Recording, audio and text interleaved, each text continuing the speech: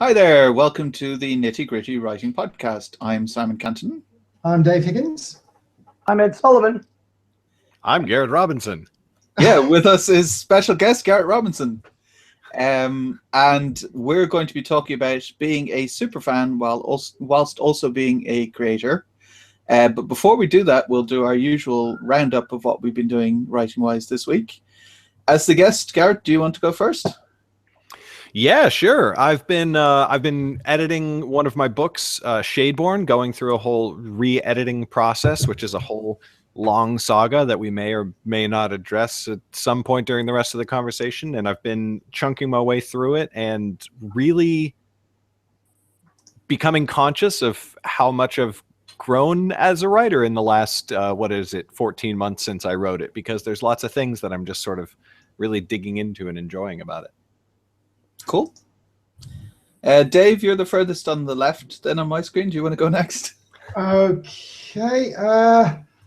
It's been a couple of weeks since I was on, because I had a bit of a cold flu type thing. So I'm over that almost completely, although I still get the occasional, no, you're still sick, for a couple of minutes, which isn't great. Writing-wise, been finishing off the sorcery files for the third book in Dragons and Magic. So depending on how that goes, they might be ready to go before Christmas, failing which we can get that out early in the new year. So that's been me. Cool. Ed, do you want to go next? Sure. Horribly sick the last 3 weeks. Barely recovered. Haven't done anything productive writing-wise. But barely enough to get to work at the day job and then come home and manage the affairs of the house. Have done some reading because it's a lot easier for me to read than to write when I'm ill. Read a couple of good comedic fantasies. Kind of got into that because I read you guys' last two books, so I had a kind of a taste in my mouth, so I kept exploring the genre. Got 2 short books done in the last 3 weeks, reading-wise. Also been a little introspective as to what I'm going to be doing in the new year, trying to reevaluate and figure out where I'm going in 2017 and maybe getting ready to recommit myself in terms of being a little more responsible and getting words and pages done. Cool. As for me, I have done 0 things directly writing related, but I've been working more on the app, as I mentioned the last time we were on. Hopefully, I will be finished doing this app stuff by the end of the year, and then January will be writing. I was thinking today that it's been, I think, about 6 or 7 months since I did a first draft. Like, it's been 6 or 7 months of editing an app and no, like, first draft words.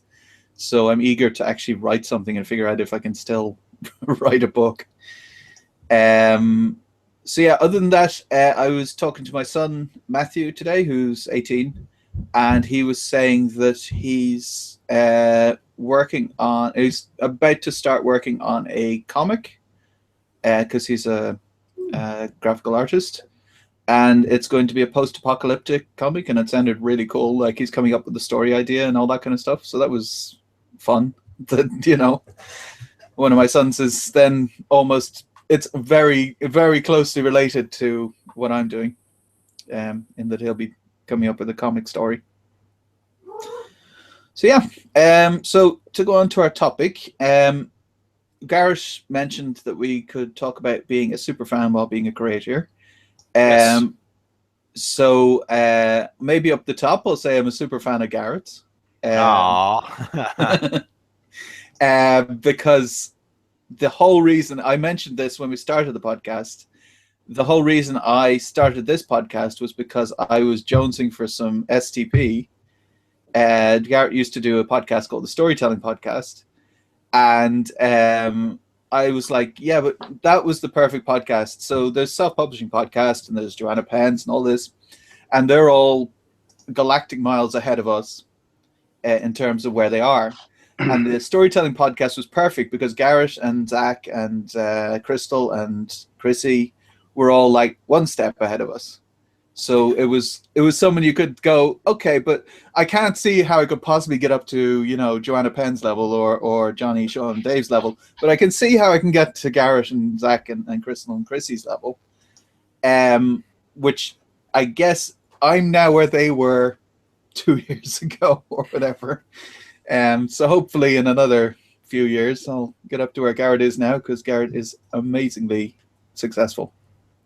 Oh, geez, man. Thank you. Oh, you're very welcome. I mean, I think I owe a lot of my writing career to Johnny, Sean, and Dave, but a big chunk of it is to you as well. All these podcasts affect people. Well, I never know what to do when people say things like that. So,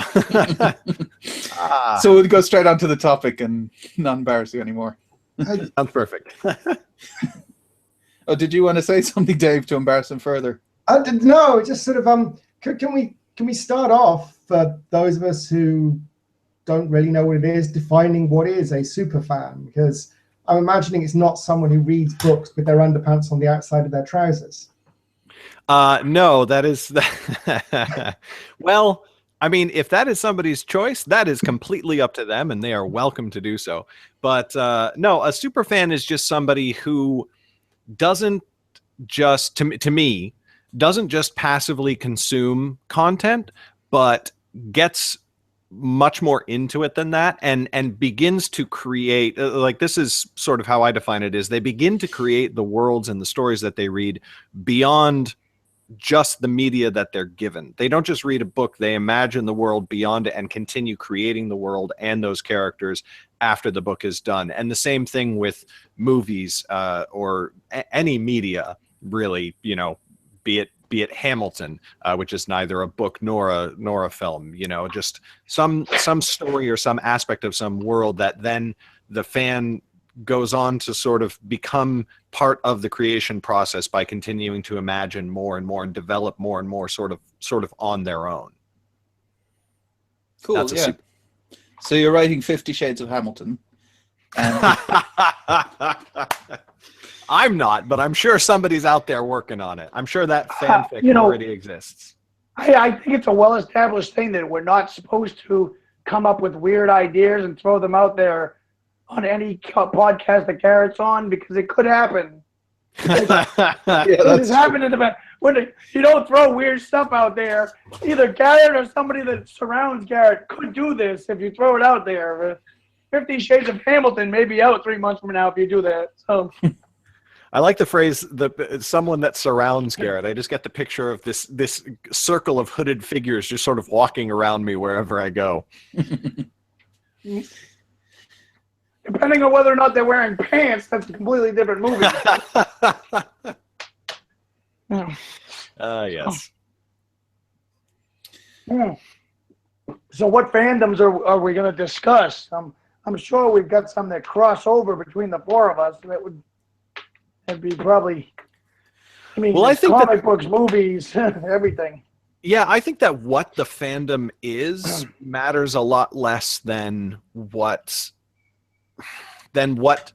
how you are a fan. You know what I mean? So my biggest fandom is definitely Tolkien, and I'm not the biggest Tolkien fan in the world. I'm personally connected to people who are bigger fans of Tolkien than I am. And of course there's, you know, the people who literally make their entire careers out of studying and writing about Tolkien. So I'm not at that level, but I can write in Elvish. I've read all the appendices. I've read the Silmarillion multiple times. I've read all of the extra books, the Children of Húrin and everything like that. So that was also my first fandom, where I would say that it was true fandom, where because I was exposed to Star Wars before I was exposed to Tolkien. And I would say that now, like, I'm a Star Wars super fan, but I wasn't growing up to the degree that I was a Tolkien fan. And so it doesn't really matter what your fandom is. It sort of more matters that you are a super fan, and that is a part of your identity that you're not only not ashamed of, but kind of proud of.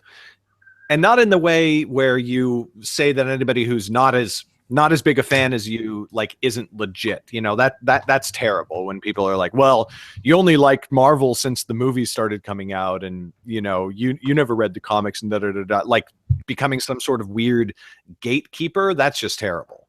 But you know, I really like fandom communities, good non-toxic fandom communities, just because I don't know, it feels good to me. It's a personal pleasure to be super excited and interested in stuff, and to be able to share that with people is just one of my favorite things. And so that's what I try to create with my own work, is something that people can get as excited about as I get about Tolkien, Star Wars, or anything that I'm a super huge fan of.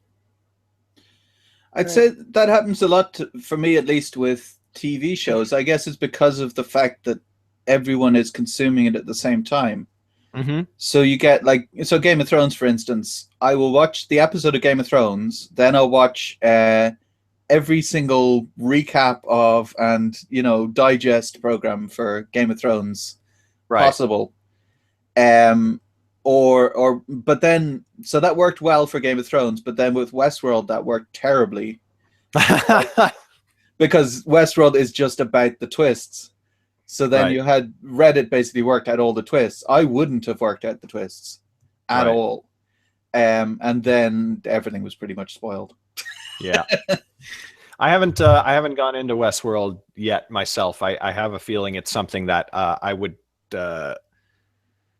I have a feeling it's not for me, basically. Really? Yeah. I would have thought you're sci-fi as well. Like, it's not just... I'm very sci-fi, but from what people have... Nobody has said anything that entices me, because everyone who's explained it to me so far is... It seems like not like Game of Thrones, but sort of taking the same attitude of Game of Thrones or Walking Dead, where it's like, you won't believe how crazy and like how crazy things are going to get. Like, there's a society and there's robots. Granted, I haven't seen anything, so like I'm just relaying secondhand descriptions.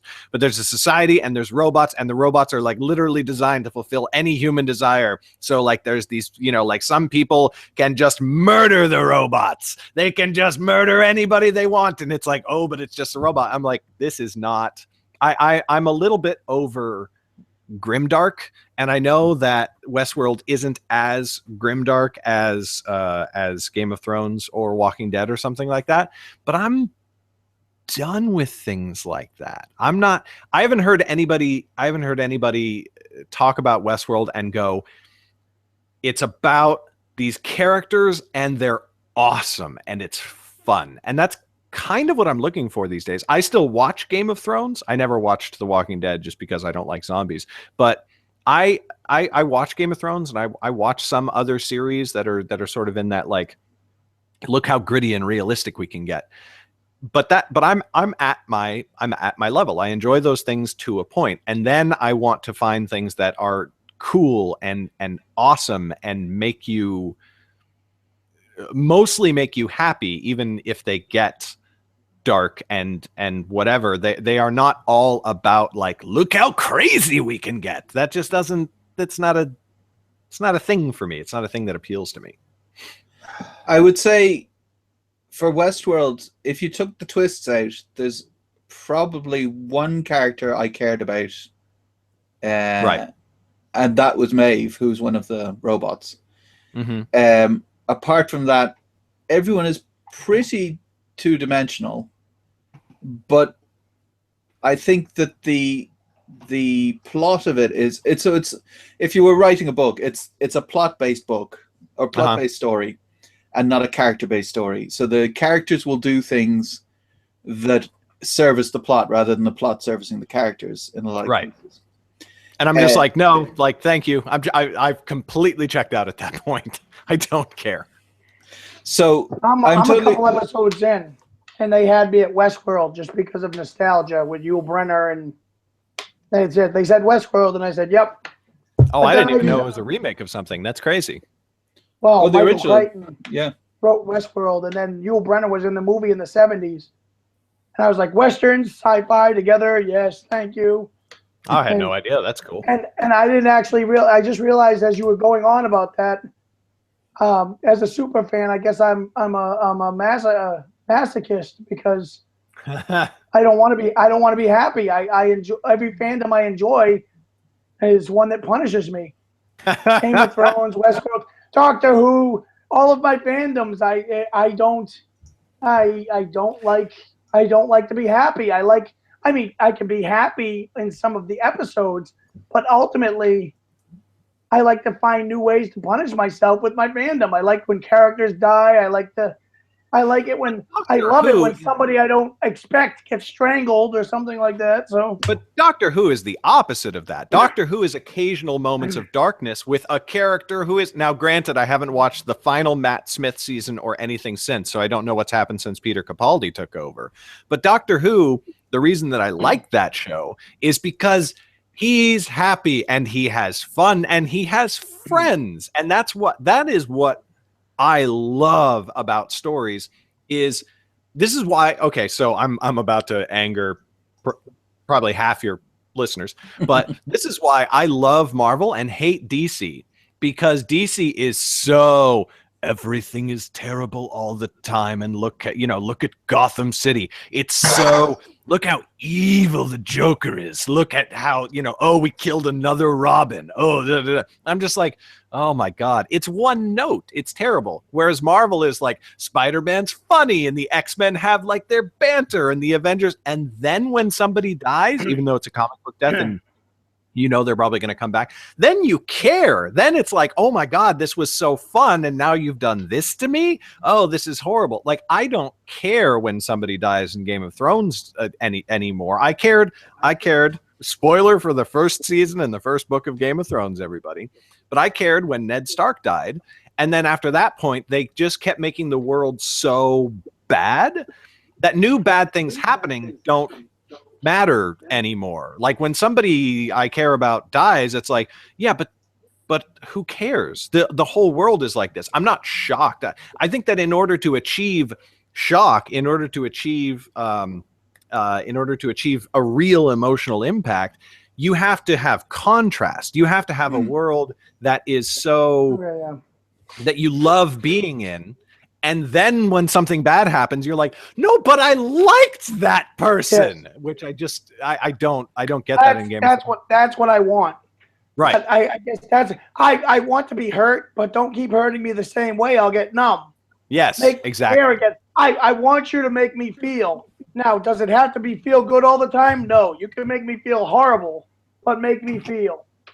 Yeah, absolutely. I was thinking about that exact thing. I'm rewatching Spartacus, the TV show Spartacus, and I was thinking that exact thing today because I'm rewatching it.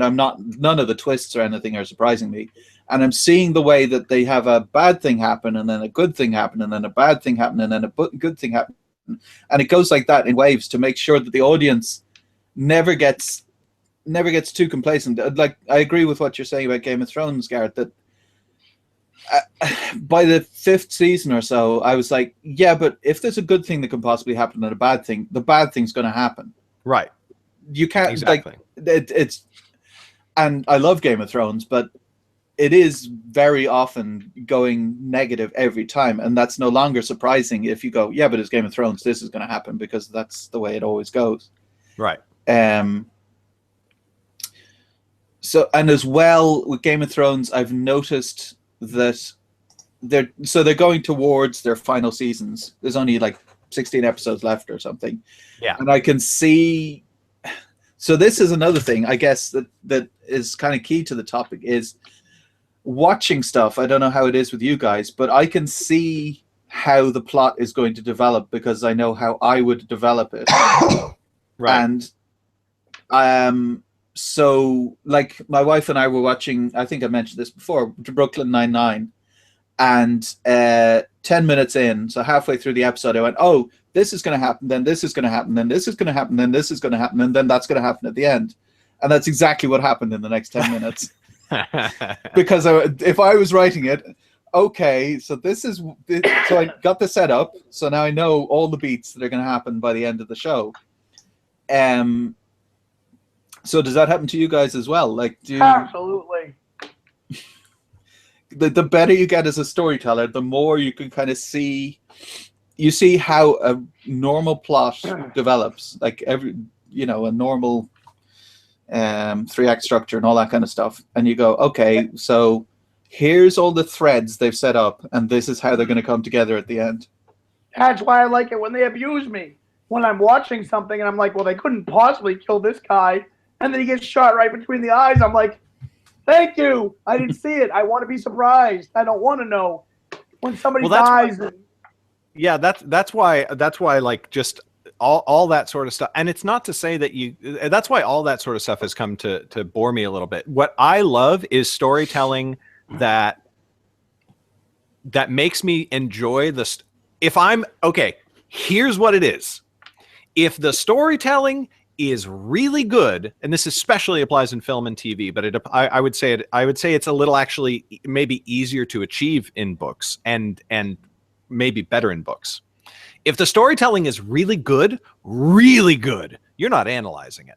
You're not. It is so easy to slip into audience mode and stop analyzing it to the point where, so if I'm really enjoying a story, just way into it and just enjoying the hell out of it, then I'm not watching to see, oh, they're building this guy up, they're building this guy up, they're building this guy up, and then they kill him.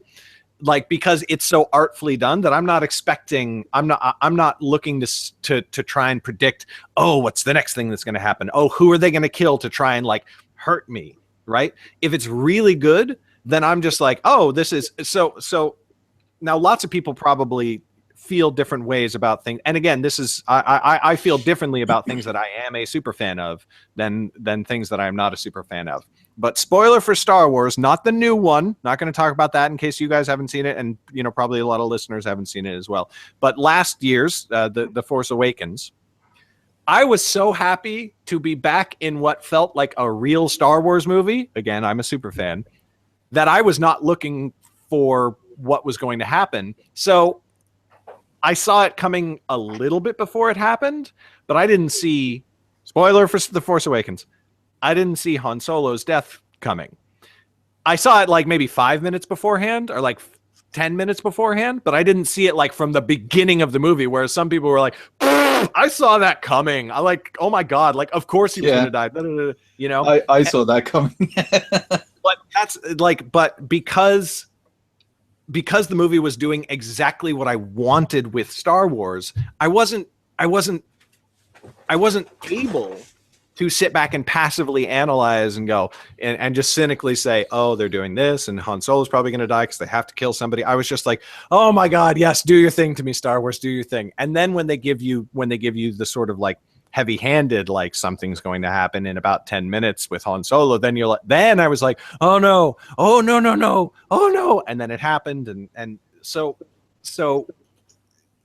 I think that, and this again is an effect I try to achieve, I think that by making the story as enjoyable as I possibly can, I make it so that people are less likely to, I mean, it's just getting them invested in the story, right? If you get them really invested in the story, they stop trying to find out about it and they just let themselves experience it. And that is that I try to attract readers who naturally do that, and then I try to give them that experience, because for me that is the most fulfilling experience, you know what I mean? And that's sort of part of being melding the line between superfan and creator. Is I think that most of the great most of the biggest creators who have created the biggest stories that people superfan about now, they are superfans of stuff themselves. Tolkien was just this massive fanboy of Old English literature and Beowulf. Like he was the biggest Beowulf fanboy that's ever existed on the planet. Going all the way back to Shakespeare, was this massive fanboy of the ancient dramas and all of the plays that had come beforehand. And then he took them and refreshed them. Like almost all of his plays are just rewritten stories of of stories that he'd heard before, that he then adapted to like modern times and Romeo and Juliet, Hamlet, Macbeth. They were all based on older stories that he'd heard, and then just sort of took and freshened them up a little bit and made Shakespeare. And so if you can allow yourself to just be a pure fan and a pure content consumer of things that you really, really love and adore, then you can take that and just try and do the exact same thing. What do you love when people do, like, what do you love storytellers to do to you? And then study that and do that to other people, and you will probably do decently well at it, I think. Like, I was watching, Kevin Smith was saying almost exactly the same thing on a recent podcast, on the Joe Rogan podcast. He was saying he was making the same movie over and over and over, and then he said, well, this is not what I enjoy watching anymore, so why am I still making this? I should be making what I enjoy watching, and therefore servicing myself, and maybe I lose all my, like, a chunk of my viewers, but then at least I'm being true to my own interests. Right, exactly. Because if you're not enjoying it, it's decently likely, it's not even decently likely that people aren't going to enjoy it, because I think there's lots of people out there who cynically create commercial products just because they're commercial and they know they can make money off of it. But those products, one, aren't very good, two, don't sort of last, and so they are commercial in the moment, but they are not. Again, if you want to think like long term, you know, all of the smartest people say that in any creative business, especially in writing and creating film and all that sort of stuff, you should think long term. If the question is, should I do something that's going to benefit me now, or should I do something that's going to benefit me for years and years to come? Obviously, do the thing that's going to benefit you for years and years to come. And that means not doing something commercial. It means doing something that is as good as you can possibly make it. And you still might fail. You still might create something that doesn't last. But at least you're giving it a shot and not just trying to make the next, you know, Amazon top 100 bestseller that then very quickly fades into the obscurity of the ranking system and everything like that. I mean, I think there's a chance as well that when you're writing something that you really enjoy, you can be intimidated at the same time, because you're a super fan, so you go, yeah, I mean, I could write like a cozy mystery, but I couldn't write a blah de blah. I couldn't, like, for you couldn't write Lord of the Rings. You might think that, because you think, but that's amazing. This is, you know, a normal thing, but this is like on a different level. Well, I think, like, one thing that I've preached since the beginning of my career is self-awareness is probably the most important, not talent, quality. Self-awareness is probably the most important quality that any artist or creator can have. And so for me, I, of course, go, yeah, I could not create Lord of the Rings. But what about Lord of the Rings could I not create?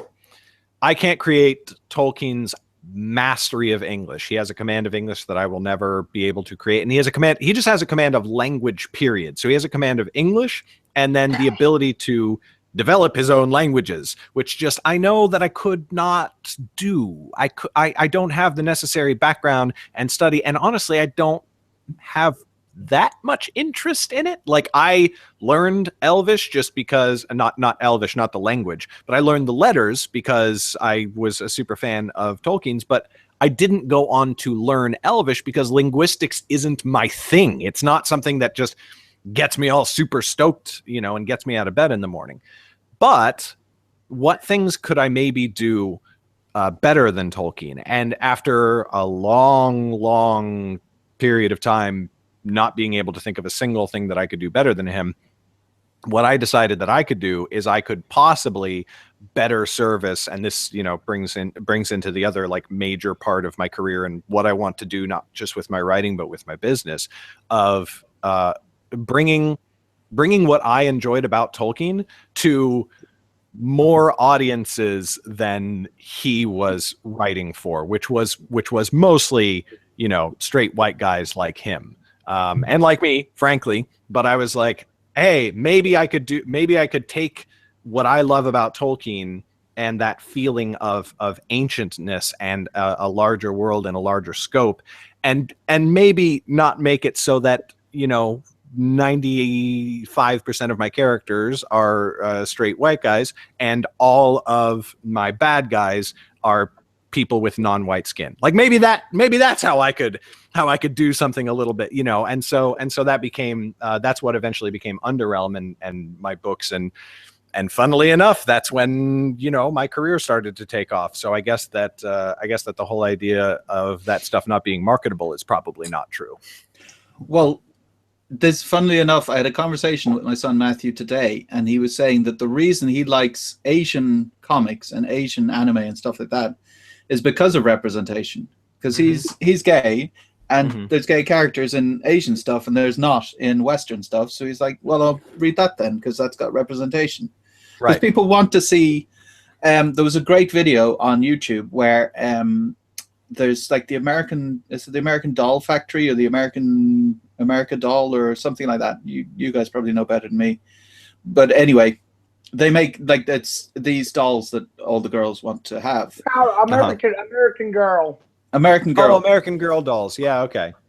And there was a girl who lost her leg, so she had a prosthetic. And American Girl, the company, her mother wrote to them and said, my daughter has a prosthetic.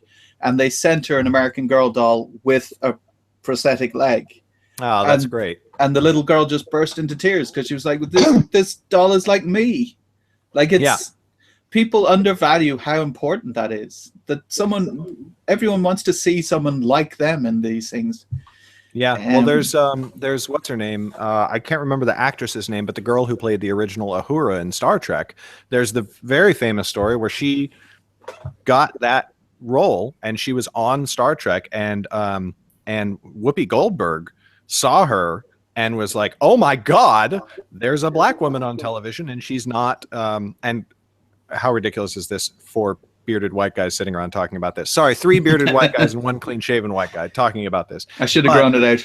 You should have grown it out. And she goes, "Oh my God, there's a black woman on TV," and I think she specifically said, "And she's not a maid," because that was the only black woman she'd ever seen on TV. And the actress, God, how can I not remember her name? I'm not a Star Trek super fan. Nichelle Nichols. There we go. So she was thinking about leaving the series, and literally Martin Luther King Jr. came and talked to her, and he was like, "You have no idea how important what you're doing is out there. Please don't leave the show." Or he didn't come to her, but it came up in a conversation that they had one time. And so that's she stayed on the show. And then, Whoopi Goldberg goes on to have her career, and she inspires more people like Lupita Nyong'o, or I don't actually know how to pronounce her last name, and other people. And it's just it does matter. And I've had many passionate internet arguments about people who say or try to claim that it doesn't matter, because it's actually very, very important. And so I began with writing diversity into my stories. I mean, even as early as Realm Keepers, I was trying to do that. And I think that Underrealm does it a bit better. But I recognize that it's not enough for me to do. It's not enough for that to be the be all end all. So we actually have just begun working with 2 other authors who are going to be writing books in Underrealm. And they are not straight white guys, believe it or not. And then we're courting 2 more authors who we'll see if that actually sort of works out. But I'm trying to make it part of the company and part of the world going forward, because it's all very well and good for me to write stories like that, but I really do think that the problem is more fundamental, and we need to enable more creators who are traditionally underrepresented, and the industry is not going to go out and find these people. So I think that we, in like creating the new industry, sort of have a duty to go out and find these people, because they're there. It's not like they're there. It's just, if you're a typical American, 90% of your friends are going to look and be exactly like you. And so the problem isn't going to self-correct. It's not the idea that it's going to correct like sheerly based on talent is not accurate. Strangely enough, I mean, I think I have a similar thing in mine, and that's that I have people who are middle-aged, and that doesn't occur very often either. That's true. I have my average reader in one of my series. I at a guess, because the people who write to me at least is probably about 60 or 65. Yeah. And they're like, they appreciate that it's not a teenager. Now, it's still not a 65-year-old, but at least 40 is closer to 65 than 18 is. Yeah, for sure. And an 18-year-old is interested in certain things that a 65-year-old doesn't care about. Yeah, go ahead. That's right. I love certain young adult series, but I can only read so much young adult before I get to the stage where I just want to pick the protagonists up, bang their heads together, and go that this is not an important issue. In a couple of months' time, you're not going to care. You're trying to save the world here. Stop getting all angsty about whether he does or doesn't like you more or less if you change your socks. Use your words. Yes. Yeah. I've ageism is probably one of the less egregious forms of discrimination, but in Hollywood, for women in particular, it's pretty vicious. It's pretty vicious. There's this graph of this graph that have been made for multiple leading ladies of Hollywood. I think, if I remember correctly, it's Scarlett Johansson, Jennifer Lawrence, and Emma Stone, and it's the graph of their age versus the men that they're paired with. And right from the beginning, when they're 19 and 20 years old acting in their first films, they're paired with men who are 35 and so on and so forth.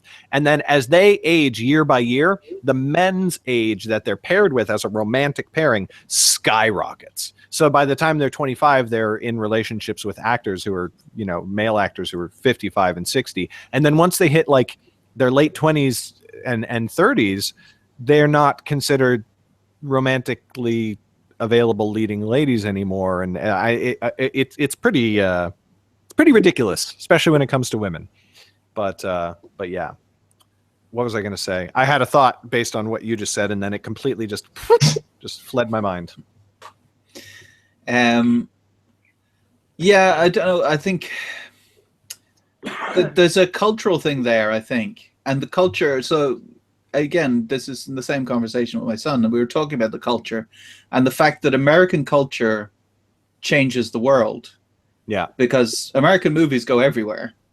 And so, for instance, this was a unrelated thing, but a guy in work went on holidays to America, and he was traveling around, and he would say to people, oh yeah, I've just come over to drive from, I think he drove from New York to LA or whatever he did. And they would say, oh, how are you managing that? And he said, oh yeah, I just took 4 weeks vacation, and then I still got a week left over for Christmas. And people would not believe him. Yeah. Because they said, no, America is the greatest nation in the world, and America has 2 weeks vacation. So it is not possible that there is a country with 5 weeks vacation. And America doesn't even always have 2 weeks vacation. Most people, I wouldn't say most people, but a huge number of people, vacation is just not an option. It's just not even a thing that they can do, even if it's available. Like, a lot of jobs don't offer paid vacation whatsoever, and taking unpaid vacation to so many people, especially with more and more companies moving to, I mean, this is getting so far off the subject of storytelling, but yeah, no, it's definitely crazy. People, the tiny little cultural differences that just make an entire world of difference between America and literally everywhere else is sometimes pretty mind-boggling. And that's, again, why we need to, why we, as especially as indie creators, because we can do whatever we want and just figure out a way to make it work. And I really do think that we have a sort of a greater burden to create art that betters things in that way, in terms of representation, the type of stories that we want to tell, and the type of voices and creators that get their voices elevated and amplified so that, they can actually be heard. Because it is not even in independent spaces, it is not the same thing starting a career as an indie author as if I was a young black woman living in Southern America. Like, that's just a harder road. I'm so much further on the racetrack than she is. And so that's why it is one of my priorities, is to, find people who don't have the advantages that I have and be like, let me give you some of my advantage and some of the work that I've put into it. Because obviously, even with privilege and advantage and everything like that, you still have to put work into it. But like, let me share my head start with a few other people who just don't get that head start. And my point in the American film culture was that if the Norwegian government invested a massive amount of money in making films in Norway that were in English, so any kind of film, like, it doesn't have to be, a serious film. It can be any kind of action movie or something like that, set in Norway, but in English so that everyone could see it, because a lot of people won't read the subtitles. Of course. And they did that year in, year out for 10 years. Then people in America and people other places would start going, hey, why don't we have 5 weeks vacation? Because in the Norwegian movie, that's what would happen. So it would say, oh yeah, I'm off for my 5 weeks vacation. And everyone would treat it as normal in the movie. Like, a lot of people point to Modern Family and they say that the reason why a lot of people are more accepting of gay marriage is shows like Modern Family showing that gay people are just normal people. Right. Like, the culture has such a big influence on things. I think it's funny, though, because there are so many things that American movies get wrong about American culture, going all the way back to Friends. Those people can't afford those apartments. They just can't. They do not work jobs that, even with I know the whole thing with Monica's grandmother and rent control and all that, it's just BS. It's just, what's the other one? Oh, like Sex in the City, where no, you can't afford the lifestyle that you live in the show with the job that you do. That just doesn't exist. And so what's funny is, specifically going back to the vacation thing, I feel like most Americans feel like everybody gets paid vacation and they just happen to be in a very unusual job that doesn't allow it. But everybody feels that way. Like, oh, well, everyone gets paid vacation, but I just happen to be in a very unusual situation where I don't get that benefit. No, you're the normal. And this tiny percentage of Americans get paid vacation. And that's not a normal thing. So, yeah. So we've kind of come up on our normal time. I want to talk for hours, but do people have final thoughts on the subject? No, not really. I mean, I'm a super fan of many things, and I'll continue to be so. Maybe I'll need to draw some better lines and realize when I'm a super fan how it can help me as a writer, maybe. I think I've thought about that before, that one thing that's possible is pick something that you really love and then write an outline for it or something like that. Like, how would that have been outlined if you were going to write it? And then work out, okay, so let's do the same kind of outline, but for something original, something I'm making. So, yeah, I mean, I think there's a way we can go beyond just simple consumption and actually start analyzing how the great storytellers have done what they've done.